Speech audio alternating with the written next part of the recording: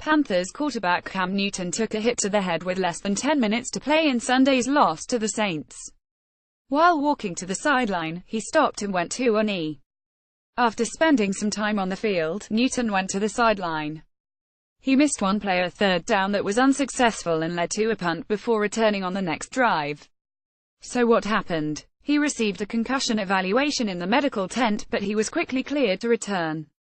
We are in contact now with the Panthers medical staff and we will not comment further until those conversations are completed, the NFL said in a statement issued on Sunday night. The Panthers offered an alternative explanation to the possibility that Newton suffered a concussion.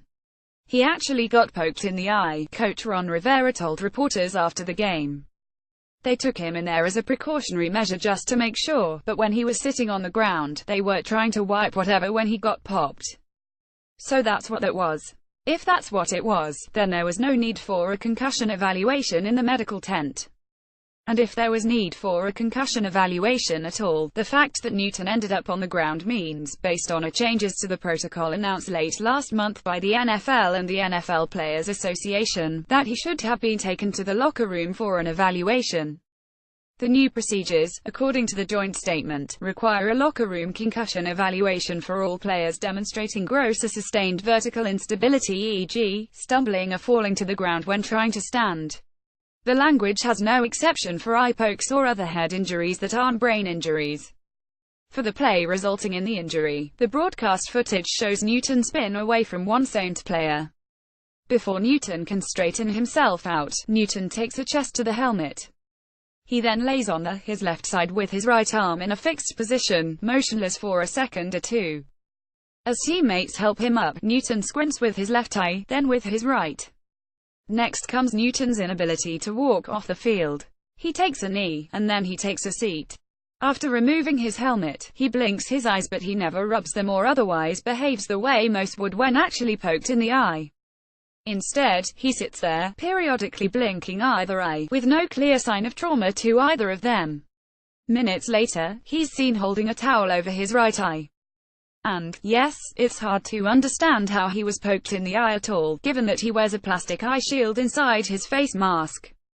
Based on the things that happened in the immediate aftermath of the hit, and in light of the recent changes to the policy, Newton's behavior was enough to compel a locker room concussion evaluation, especially if the league's routinely stated concerns for player safety causes the league to resolve any doubt in favor of ensuring that the player is fit to continue. But here's the problem the NFL faces in playoff games that have progressed to crunch time. By being excessively and appropriately concerned about key players who possibly suffered head injuries in those moments, there's a chance that a key player will be kept from playing for 10 or 15 minutes of real time while he undergoes a locker room evaluation, only to eventually be cleared. Without Newton, the Panthers wouldn't have cut the New Orleans lead from 3,119 to 3,126. Without Newton, the Panthers wouldn't have had a chance to drive the field and win the game in the final minute. And if Newton eventually had emerged from the locker room without a concussion, someone would have argued that an overly cautious doctor or trainer or whoever directly affected the outcome of a playoff game. That's why, no matter what the league does to create the impression for parents, pundits, and politicians that the game is safe, key players in key moments will be more likely to be allowed to assume the full range of risks that comes from playing football, including but not limited to the risk of suffering a concussion, and then suffering another only minutes later.